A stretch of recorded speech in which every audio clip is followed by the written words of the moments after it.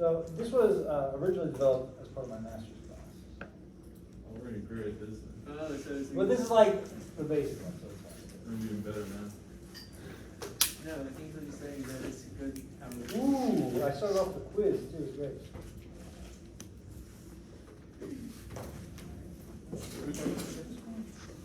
Apparently we have a quiz though. No, there's no quiz in Oh, look, it's already. No, I think it's highway conditions, Alright, highway what's this capacity. Freeway. Capacitance of a highway. Okay, Or freeway. so the first two chapters were on the geometric design of streets and highways, yeah? Those are the first two, those are vertical curves and horizontal curves. The green book is what governs the geometric design of streets and highways. You want to get there? Okay. The Highway Capacity Manual, the HCM, governs the operations of roadways. All right? The Highway Capacity Manual is what oversees operations and level of service. All right? Solid exam question. I love asking the guidebook. Can you repeat that? Can you repeat it? Yeah, Just- nice and slow. The Highway Capacity Manual, also known as the HCM, governs the operation and level of service classifications of highways. What? One more time. Killing me. You're killing me, Smalls. You're losing me at governance.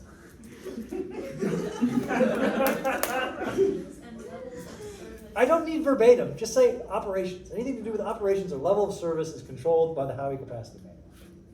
Yeah? I don't need verbatim. I just need an understanding and appreciation that if you have highway operation questions, when you're designing something 5 years from now, that you're going to go to the Highway Capacity Manual to answer your question. That's literally what I answer. Yeah. Okay? General service volume. You don't need those. You sure? Right. So, the Highway Capacity Manual is used by planners for performance networks in general terms, supply and demand estimation, land use transportation. I'll summarize all this. Okay. So, what we want to do is we want to have a way to evaluate roadway designs in terms of operations. That's not in consideration of safety. Just how many cars are flowing on the road? Is that an appropriate amount of cars? What if we add more cars? What if we take away more roads? Right? So, solid projects that involve this would be like Volusia County has a bunch of roadway capacity projects they want to do. They want to make this intersection bigger. They want to add a lane to this road. They want to repave the surface, or not repave, but they want to change this intersection to a roundabout, whatever. Right? They contacted me and they said, hey, Dr. Parr, why don't you make an evaluation criteria so that we can prioritize which roads we want to, what project we want to do first. And we'll give you the estimate of the cost of that project, and then you can make a grading criteria. So what I'm going to do is I'm going to go to the Highway Capacity Manual, and I'm going to evaluate the current section. So I'll go out in the field, and I'll collect a bunch of data, and then I'll bring that data back down to the Highway Capacity Manual, or the Highway Capacity Manual software, and input that data, and that will give me a general level of service, A through F, right? And that level of service is based off of individual delay, driver expectations, a bunch of different things. But it's just a way of evaluating the current situation. Then what I'll do is I'll go into the Highway Capacity Manual again, and I'll incorporate all of the changes that they're proposing for each project. And then I'll get a new level of service, or I'll get a new evaluation of the operations, and I'll say it saved each person this much time, this project. And then I'll multiply that by all the people that are going to use it. And then I'll have a number of hours saved, right, or days saved. And then I'll divide that by the cost of each project, and I'll get, days saved per dollar. And then that's how I'll prioritize all of them. So if you think about the Highway Capacity Manual, the Highway Capacity Procedure, it's just a way of getting a quantitative or qualitative evaluation of roadway operations. Right? So, Bless you. sneeze? Thank you. Did you sneeze inside your mask? Both my mask and my shirt went That's down. gross. Really smart. Okay, I can just go like this. Well, you just got sneeze right here though. Well, You're waterboarding yourself, really. that's true, actually. That's really true. Okay? So the general way that we evaluate sections is the level of service. The LOS is level of service, right? We talk about service volume tables, we'll get there. So you hold constant the inputs and only vary demand, you can change a bunch of different things. You can change the geometry, you can change the demand, you can change a bunch of different stuff. You can also use this procedure for planning purposes, right? I'm going to build a new water park out off of ISB, right, west of, I-95. Okay? All of the communities that live east of ISB are going to want to go to my water park, right?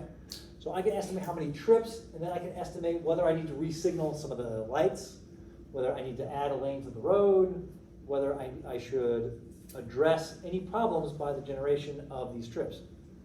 For you guys who are going to enter senior design, you are going to design something, a hospital or an apartment complex or whatever. You're going to generate trips, right? How many people are trying to come to and from these hospitals and these buildings and things, right? So you're going to use transportation planning principles to estimate how many trips you're going to create, and then you're going to evaluate what those trips are going to do to the current level of service of the transportation system around which you're building. So if you're building a Walmart, you're going to generate X amount of trips, and those trips are going to be sprinkled throughout the day and day of the week. Then you have to look at, well, here's the current situation. Can the current roadway infrastructure accommodate that additional traffic with the current signal timing and infrastructure? If it can't, then you have to design something and pay for it that can. So the guy who builds the Walmart, he's going to generate so many trips. The current situation, it's going to take it from a level of service B to a level of service D. He has to then pay for the roadway improvements such that it brings it from a D back to a B. Right? That's neutral, level of service neutral development. You have to do that. Right? So when you guys do your senior design, you'll go in and through transportation planning, which we'll get to, you'll estimate how many trips you're going to generate, right?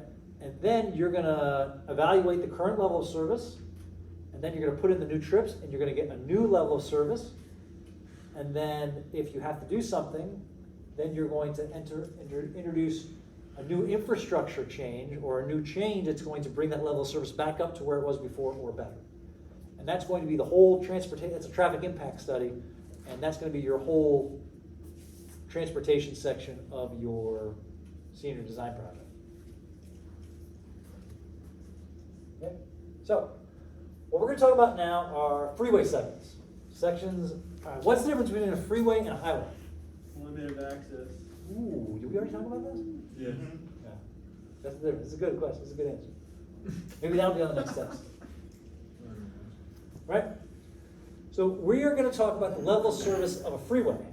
And not just a freeway, a basic freeway segment. Okay? Because anything else gets really complicated. That's a fact. So we're talking about the most basic idea to give you an idea of what we're doing. But the principles that we're going to cover here also apply to other freeway sections. So we have a diverging section where people are getting off, a merging section where things are coming together and people are getting on, and then we have a weaving section. So if you have an on and off ramp that are real close to each other, people are like going all over the place.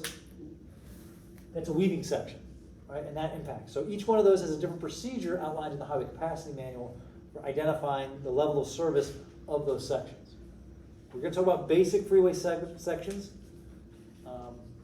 Because one, this is an introduction course, and two, it's the most general. We're talking about freeways. However, multi-lane highways aren't very different. Rural two-lane highways and two-lane highways are very different because you have passing that you have to consider, right? On a freeway segment, there's no passing. Well, there is passing, but there's multiple lanes. On a two-lane highway, you have to pass in the opposite direction. That's So fine. what's going on in the opposing field impacts the level of service in this direction.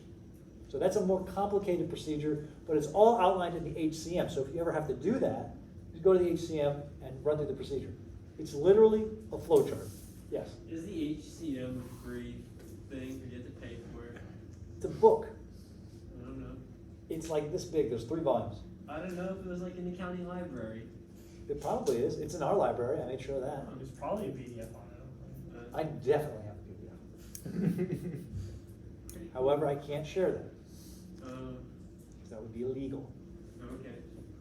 So you can probably find it online. If you Google hard enough, you can find anything. Yeah. So, however, downloading it would also be illegal. But just looking. Would also be illegal, You are in fact downloading it, even if you just view it in your browser. which is also illegal, Yep. Let's It's on move the internet, on. it's not illegal, No right? one's copied it. which would be illegal, especially for a recorded class. Good. I'm glad we talked about this. All right.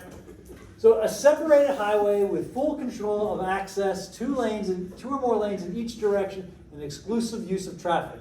All right. There are 3 types of segments. There's the merging and diverging segment, a weaving segment, and all segments in between merging, weaving, and diverging are basic. Okay. Yes. So you said we're only gonna be covering basic. And basic has full control of access, 2 lanes in each direction, and A freeway, all freeways Okay. have this. All freeways are separated highways, which means the directions are physically separated. There's a median, it's either a raised median, or there's a wall, or some kind of barrier. So it's a separated highway with full control access. You can only access through on and off ramps. 2 or more lanes in each direction, and exclusive use of traffic. You don't have any bicyclists or pedestrians on a freeway. okay. This, when the, we'll say protest and everything happened, right? People were blocking the freeway, and there were a large number of pedestrian accidents on the freeway, right? That drives me crazy. The freeway is not designed for pedestrians. If you want to go protest and block the road, use a road that is designed for pedestrian use, like a local street, collector distributor, minor arterial at the intersection. There is more than just not being people on the road, because if you go and block an intersection is designed to provide adequate sight distance for pedestrians. Intersections that have crosswalks are designed for pedestrians. If you're going to block the road, block the intersection. And you get a 2-for-1, because there's 2 roads that meet there. It's great. Whatever you guys want to do.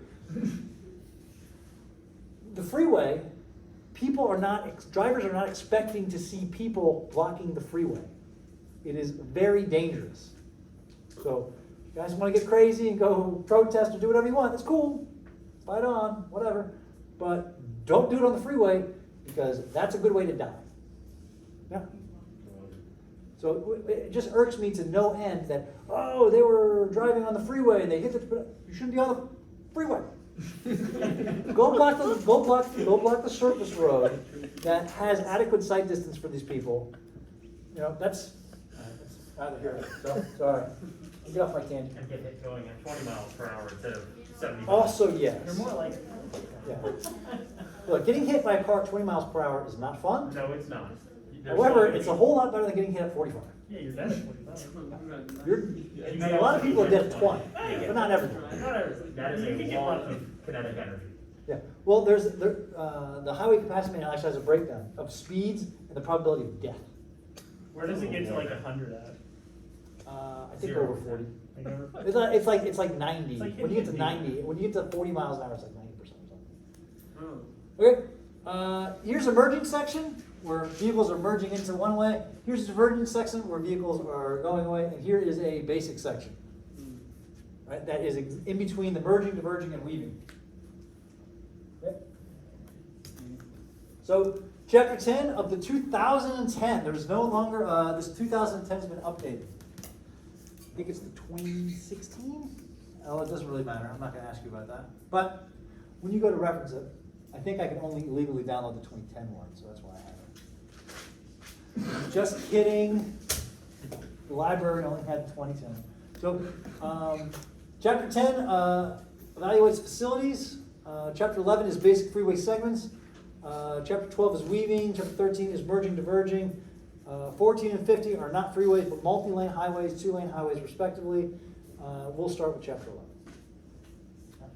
So these are the different chapters in this volume that is freeway analysis. Okay. So in my graduate course on this, we go through each one of the sections.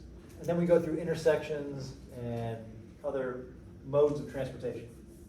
So, like we said, a freeway section is devoid of merging, diverging, and weaving. It really means lane changing is not impacted by other elements. So, if you're coming up on an exit, right, you're going to change lanes if you're getting off, yeah?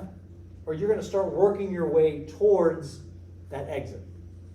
Well, a basic segment is void of that, right?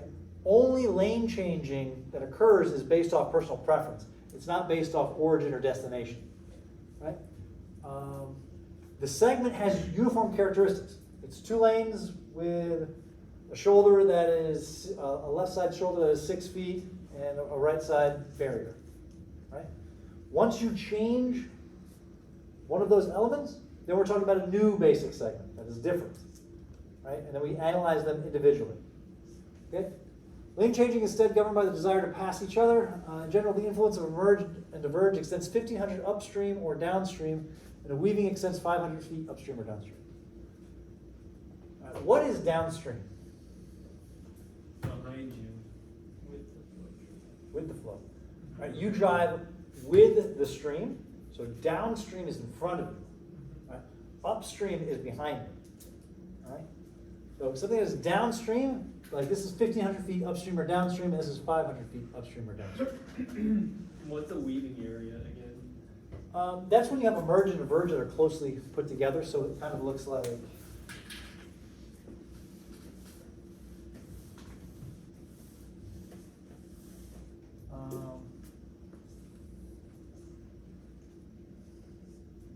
people are getting on and off.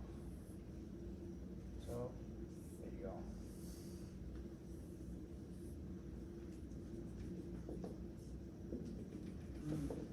Right? Cars are getting on while cars here are trying to get off. That's the worst. Yeah. Well, that's a really tight section, but yeah. So you don't want that. That's not generally not a good idea. But sometimes you have to do it. Okay? So we have a series of assumptions that represent a base condition. And from that base condition, there are things that, I should say, there are things that we can adjust for, and things that are just right out of it. There's no adjusting for. So like, a traffic crash is not something you would adjust for. You would just say, we can't use any of this data, it's garbage. We can't evaluate the capacity, the level of service of a road if there's a crash taking place, right? We assume that there is good visibility and good pavement, that there's good weather and there's no work zones. Right? Those are things that we just have to assume are true and not going to take into consideration. Right? We also have these, so these are unadjustable conditions. You can't adjust the formulas to reflect what's going on here. It just doesn't work out that way. Even if you were to say, all right, there's a traffic crash in this lane, we're going to adjust the formulas to just do one less lane. No, because people are looking at that lane and it's a distraction. It's impacting the fundamental flow of traffic, right? So therefore, the model and the assumptions that the equations are built on are no good and we can't adjust them. However, there are certain things that we can adjust for, right? We assume that there's no trucks, buses, recreation vehicles. We assume none of that. However, if there are, we can adjust those. We can convert those into passenger car equivalents, right? A driver population composes predominantly of regular users familiar with the facility, right? However, in downtown Orlando by the airport, people they have no idea what they're doing, right? They're just doing loops around the airport trying to get out because they can't get on I-4, right? Because they don't know what's going on. So we assume that everyone knows what they're doing. However, if they don't, we can adjust for that, right? We assume that all the roads have a 12-foot lane and a 6-foot right shoulder clearance. That's an assumption. That's not actually true. So we can adjust for that as well, okay? The level of service is defined by the density, right? We perceive congestion as a number of cars that occupy a space. Well, that's what level of service does too. If you're within this range of density, you're this level of service. You're level of service A. If you're in this range of density, you're in this level of service B. Okay? So this is what it kind of looks like. All right, we have speed and we have flow. Look familiar? Yeah. So here we have some kind of, so this is all uncongested flow, right? Here's the threshold speed. Threshold speed is probably something in this area here, right? The capacity, the absolute capacity is probably here, right? So the conventional way of defining capacity, like if you gave me this data and you said, Dr. Parr, what's the capacity of this road? Well, if I were just going to eyeball it, I could just eyeball and say, yeah, it's probably something around here, 2,100, right? You can eyeball it. The scientific way, right, is to take the curve and fit a curve in here. So there's a curve that represents this function, and then you fit the line of the curve such that you minimize the root mean squared error between the curve projection and where everything else is. And it gives you a curve that looks something like this. And then you come to the end of that curve and go down. Right? That would be the scientific way. Right? Then there's the stochastic way. Right? All right. Let's picture this. We're all driving on the road. There's a lot of us, but we're going pretty fast. Right? Then something happens, and we all have to slow down. Right? We're going from this side of the curve to this side of the curve. Right? So that first situation, we're driving, we're all compact, really tight, but we're going pretty fast. That's a flow rate. There's a flow rate there that we're achieving. Right? Then something happens and it causes a breakdown. Right? We put too many cars on the road. So you would define capacity as the flow, the level of flow just before the breakdown. The level of flow that led to the breakdown. Right? You were traveling here, then there was a breakdown. Right? That is the observed, the definition of capacity, the highest achievable flow rate. You achieved that level of flow rate, you added one more car, and then you broke down. Yes? How do you, this might be a stupid question, how do you define a breakdown? Like, Yeah, it's defined as a speed drop below the critical speed. okay. So we would fit a curve, right? We would kind of find the critical speed to be about here. But it's a very turbulent transition. It's not like, oh, I went from this speed to this speed. No. You see how there's very few observations in here? It's because you went from this speed to this speed, right? I hope it's in a short time and space. So that is a breakdown. There would be a significant speed drop between the two. So if we define capacity as the volume at which the volume immediately before a breakdown, then this is an observation capacity, right? But so is this, so is this, so is this, so is this, so is this, right? Because after this, all those flow rates went down here. So the idea of stochastically identifying capacity is that if you're traveling at this, if you're right here on the curve, there's a probability that adding one more vehicle is going to put you over, right? And it's getting those probabilities based off of, hundreds and hundreds of observations. Then you can get a stochastic measure of capacity.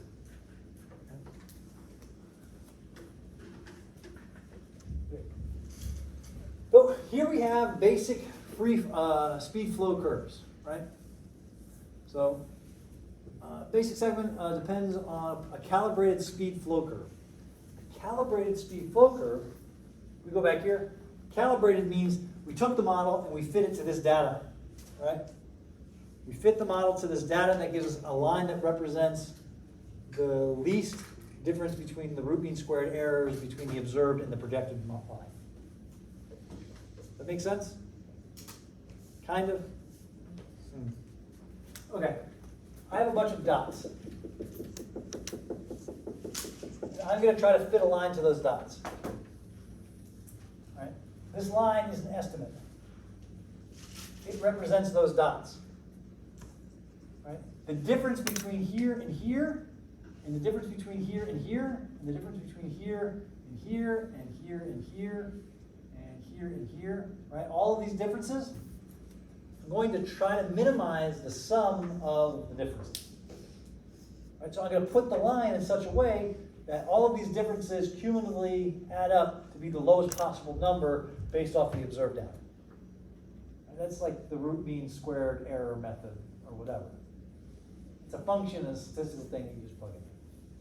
But that's what it's trying to do. It's trying to minimize the error that you observe between this function. So when we say a calibrated speed flow curve, we're talking about the line that best fits this.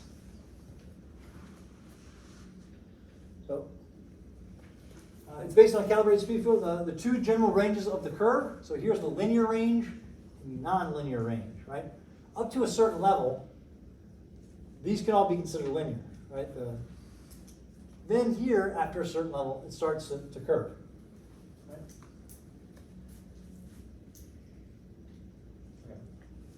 Okay. Let's look at these 1970s pictures. All right. Level of service A. So the way I like to think about level of service is the ease at which you could change lanes. Right? If you're driving in this situation, level of service A, you can change lanes almost without looking. Yeah? You don't have to worry about it. There's no one on the road, you're not going to have anyone. Here is almost the same thing, but you would probably look a little more. Then we get to level of service C, where you would definitely have to look, but there's opportunities to change lanes, but you would be looking. Here, level of service D, where there's less opportunity to change lanes. You might actually have to wait to change lanes, right? Level of service E. Level of service E, you're at capacity. Lane changing is problematic and could lead to a breakdown. And level of service F, you're on the other side of the speed flow curve.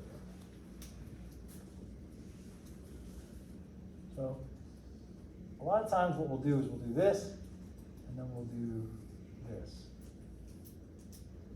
Right, where these are my speed flow curves. Everything below here is F. Then we have different lines that represent A, B, C, D, and E. And then everything below this is F because it's all garbage under here, right? All those dots under here, those are all garbage. Right? That is to say that you can only evaluate the capacity of a section if the flow rate, the demand, is less than capacity. So if you can put 2,000 cars on the road, the capacity is 2,000 cars, and you put 1,900, then I could tell you the level of service of that road. But if I have 2,000 cars and I want to have 2,500 cars, but I can't because there's queuing and congestion occurring, that's level of service F. I can't, there's nothing I can do to evaluate. F is just F. That's it. There's nothing you can do about that. There's currently no real method, accepted method, for evaluating the different levels of F. It's just F. Right? You're just on the wrong side of the speed flow curve and you're screwed. Okay? So, speed flow curve. So, as I said, it's defined by density. So passenger cars per mile per hour. 11 passenger cars per mile per hour per lane or less, and you're level of service B. 18 to 11, you're in B. 26 to 18, you're in C. And you go down here. Right? Here, demand exceeds capacity. There are more cars that want to use it that can actually fit. Like we talked about in traffic flow theory, where one state was dominating the other state, there's a shockwave going on. That's what's happening. When demand exceeds capacity, there's more cars that want to be on the road but can't. So they have to queue up in single file, go through it at capacity. Yeah? That is all level of service F, and it's just F. That's it. All of this. Right? That's it. So, things that you need to know if you're going to evaluate the capacity of a freeway segment, right? You have to have a free flow speed, right? You have to have the number of lanes, you have to have the lane width, it has to be within this range, speed has to be within this range, right shoulder clearance, total ramp density, and the terrain that you're going on. Okay. Well, I guess we're going to talk about each one of those in a second. You also, so that's what you need to know about the freeway. You need to know things about the people on the freeway as well. You need to know how many people there are, what percentage of them are heavy vehicles, what is the peak hour factor, and what is the driver population. You talk about peak hour factor yet? Talk about peak hour factor?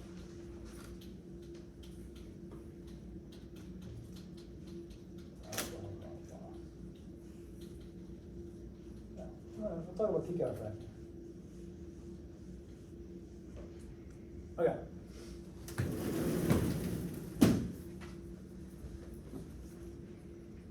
That's not me.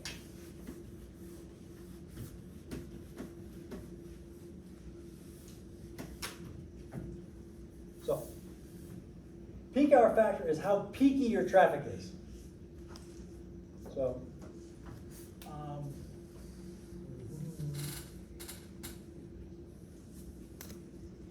I have a time here, and I have vehicles here. Right, and this would be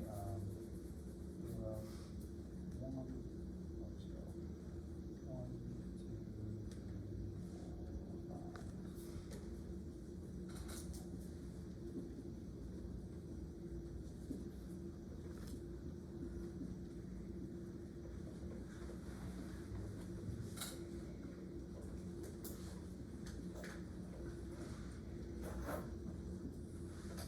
Hours of the day.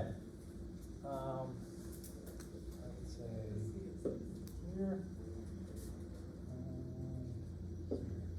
Traffic kind of looks something like this.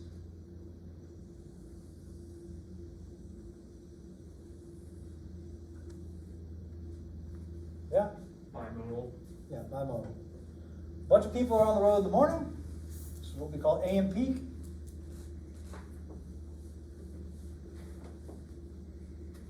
And PM peak.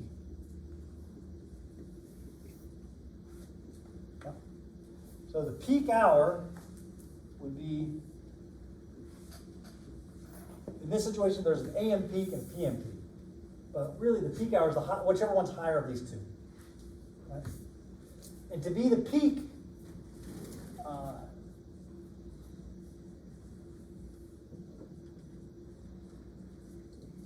peak hour is the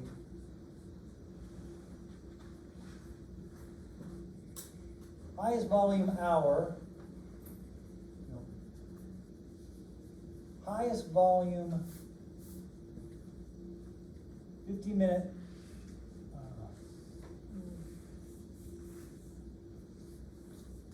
what I'm trying to say is it's measured in 15-minute periods, so 4 consecutive 15-minute periods that observe the highest volume.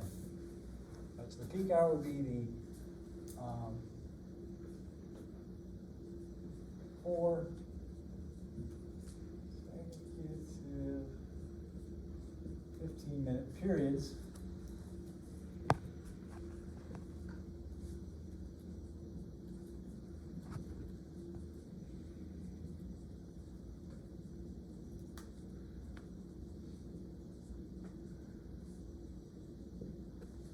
Four consecutive 15-minute periods that see the highest volume would be your peak hour. Okay? So it's not between 4 and 5. It could be between 4:15 and 5:15. Right? There's 4 15-minute periods. So we observe, or the general time unit of traffic analysis is 15 minutes. Why? Take two. Because there's 4 15-minute periods in town. Sam, Yes. use your engineering logic. I want you to dig deep into your brain and use the engineering logic that is your mechanical engineering brain. Why is traffic measured in 15-minute periods? Don't think I'm looking for something complicated. Why is it measured in 15-minute periods? Because the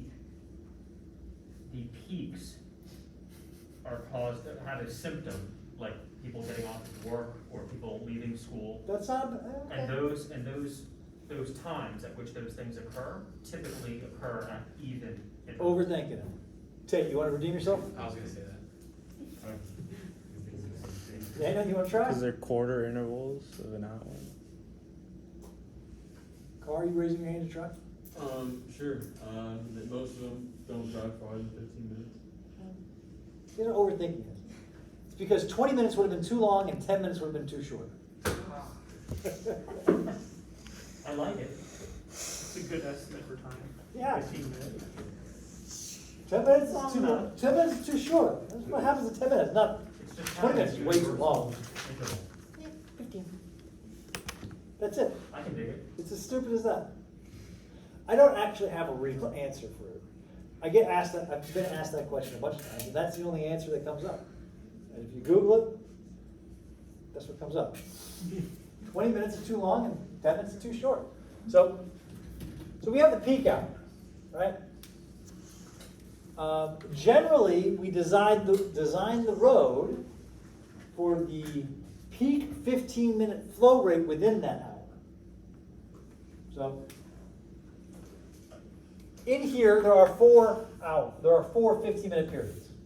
Yes? And of those four, one of them is the highest, or all four are the highest, but one of those 15-minute periods is higher than the other three, or could be.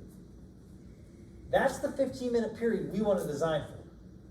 However, there could be another 15-minute period that's even higher than this one, but it's not the peak hour.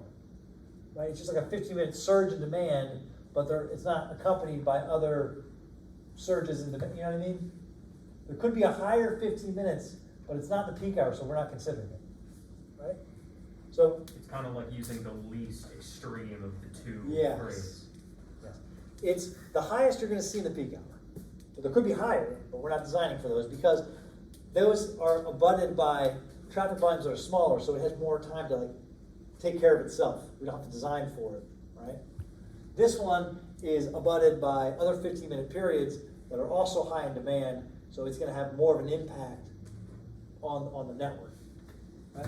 So we would say that the peak hour factor is how we convert from the volume to the 15-minute design interval. So we'd say peak hour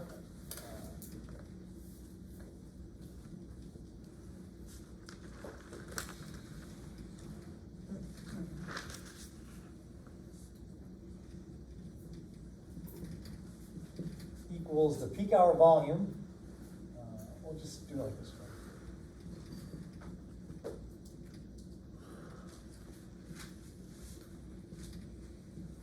Divided by 4 times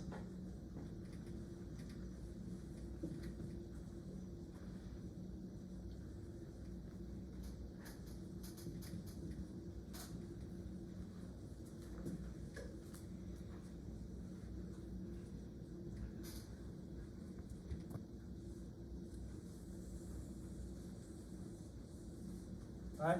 So the peak hour volume, so the volume of the highest 4 consecutive 15 minutes divided by 4 times the highest 15-minute volume within that peak hour. Yeah? Sound good? Okay, so what does that look like as far as an equation? Peak hour factor equals the volume divided by 4 times little v, something like that. This is a capital V, that's a little v. Okay. So volumes are observations of traffic that are over an hour in duration, an hour or longer. Flow rates are observations of traffic that are less than an hour but converted into vehicles per hour. All right? So this is a 15-minute flow rate, where this is the 1 hour volume, peak volume. Good? So that gives me an idea of how peaky my traffic is. So if I know the peak hour factor and I know the volume on the road, then the design hourly volume, which equals 4 times the V max, right? The design hourly volume equals the volume divided by the peak hour factor. Right? That would be this 15-minute number represented times 4, would make it an hour long. And that's what we're designing. Design hourly volume. That's the volume that we're designing for. So, when we're talking about people, the demand during the analysis hour represented in the design hourly volume. Heavy vehicles, all converted to passenger cars. The peak hour factor is how peaky the traffic is. So what if I had, my peak hour was 4,000 vehicles, and I saw this. So my peak hour equals 4,000 vehicles, right? And my individual flow rate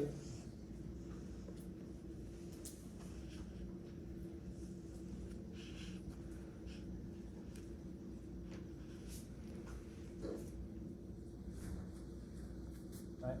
This is my 15-minute flow rates. Right? What's my peak hour factor? Equals V divided by 4 times. Right? Would equal 4,000 divided by 4 times 1,000. My peak hour factor is 1. Right? I can't get a peak hour factor that's higher than 1. That means I had 4 consecutive volumes that were the highest volumes, and those four volumes were the same. Right? That means my peak hour is very uniform, right? It's a uniform distribution of the volume. Okay? What would be the situation that would give me the lowest peak hour factor? V1 equals 0, V2 equals 0, V3 equals 0, and V4 equals 4,000. Right? That would mean I would get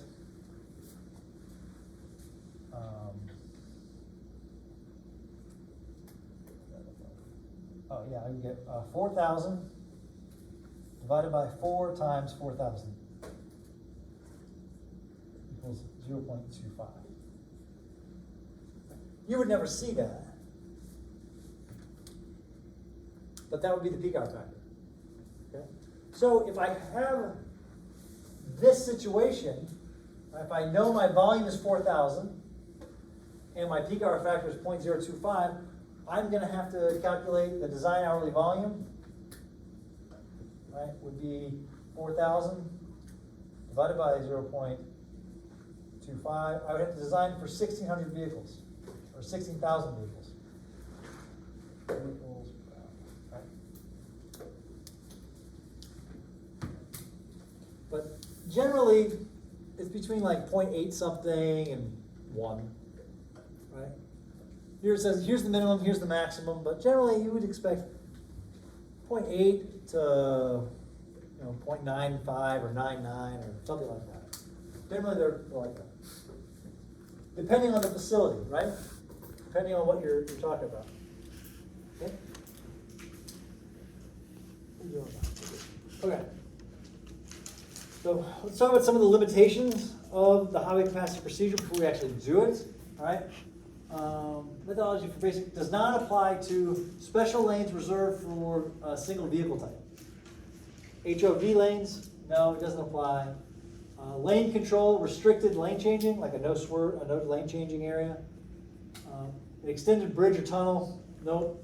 Segments near a toll, nope. The free flow speed is less than 55 or more than 75 miles per hour. Right? The influence of downstream queuing, like there's a section that is backing up. That queue is moving upstream towards your section, and this you can't apply the methodology. The posted speed limit with heavy enforcement. So if you don't let people freely travel at the speed they want to go, it kind of messes up the assumptions of the model. So if you have a posted speed with a lot of enforcement, people are going to be driving differently than they would naturally. So then that won't work. All right. Presence of ITS-related vehicle and driver guidance. So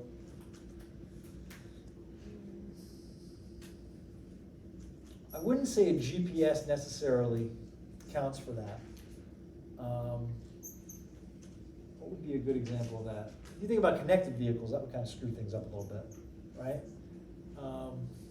I'll think of a good one later, right? Are you talking about like some sort of like system that causes a lot of drivers to drive in this particular way? Yes. Like maybe like Waze? Yeah, Waze might be a good one. But at the end of the day, you're behind the wheel. Like a driver guidance system, so I guess it would be kind of like Waze, that you're like following it 100% and looking at it constantly, right? Capacity enhancements of ramp metering. Who knows what ramp metering is?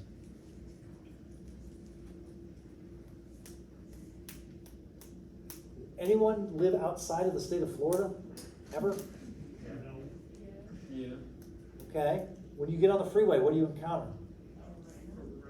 What's at the end of the entrance of that ramp? Talking about a light at a Acceleration, ramp? deceleration lane. A toll? I'm in New Jersey, so. How about a light that turns on and off to allow cars to come onto the road in a steady wave? Not in Florida. Not a thing in Florida, no. It's Well, not. that's not a big part, so I wouldn't know about. Yeah, that's why I asked if anyone lived outside of Florida. Wait, you mean like a stoplight to allow people to enter? Is it a vertical? Well, it's a stoplight that only goes green and red, or red and green. And so instead of like a yield sign, it's like. Instead of a yield sign, you bring your car to a stop, Ew. Whoa. the light turns green, then you go. So it does the merging for you. It does the merging for you. That's ramp metering. I've never seen that in my life. California, Louisiana, big time. I've seen it. I've seen it. It increases the capacity of the fluid. Oh, really? Yes, think about it. You have two streams of traffic coming together, right? What happens when you have any two streams of fluid coming together? You get turbulence, right? So what we do is we have this uncontrolled stream, and then we have the other stream that we just let a couple at a time, right? So we meter, You control the flow. we control the flow of the on-ramp, of the smaller of the two volumes, New cars were. and it trickles cars in, so it doesn't cause this huge Surge. disruption, this turbulence at the merge point. So the, like, I guess like the main artery that you're merging into, where the light is, the red and green light, they don't have to slow down or anything. You're still merging Yeah. them only when you're allowed to go. Yeah, so it's at the beginning of the ramp. So here, it would be like, here would be a stop bar and the light.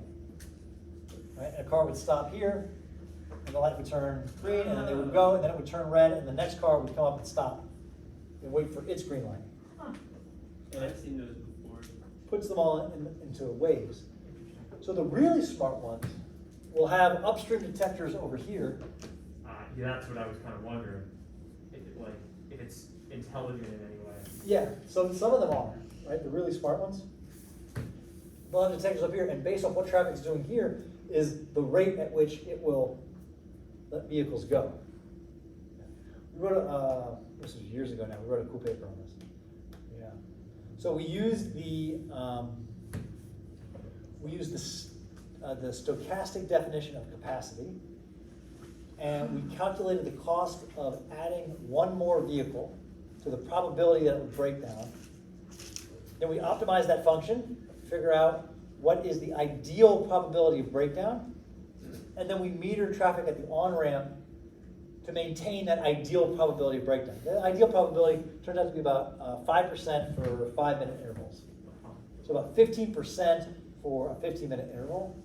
So if you have more than 15%, like if you have more than a 50% of breakdown, it holds all of the cars here until it's only like a 12% probability of breakdown. Then it lets cars go. That's pretty cool. That was fun. Do you know if that's been like, used, like people have implemented that? Not in a, they haven't used it here. We actually won an award for that. It hasn't been used in this situation yet, but it is going to be in the next edition of the highway capacity manual. That's cool. Yeah, it's gonna be like one of the little footnotes. That's cool. Why is it specifically not used in Florida? Rent meters? Like if it's used in. Transportation is unfortunately governed mostly by politics. This is a free state. That's not, they don't restrict you as much as possible. Yeah, With New Jersey. it's just not, rent meters are not politically, I don't know, people don't like them. That makes you wait. But it does make you wait. It makes you wait to get on the freeway. But if you're on the freeway, It helps everyone. it makes everyone go faster. So like, that which is seen and that which is not seen. That which is seen is you're waiting on the on-ramp. That which is not seen is once you get on the freeway, how much better the freeway is moving. You don't realize that. You don't pay attention to it. All you see is this light that wasn't there before. So they're politically a no-no, but they do increase the capacity of the freeway by like 15%. It's like ridiculous. It's like That's too it's like complex traffic of principle to explain to the general public, unfortunately. Some people just I don't feel like that way a wait. lot about They economics. want to pull into it. I feel also that way a lot about it. So we'll pick up here next time. All right, we'll do some examples. We'll actually go through this procedure. All right.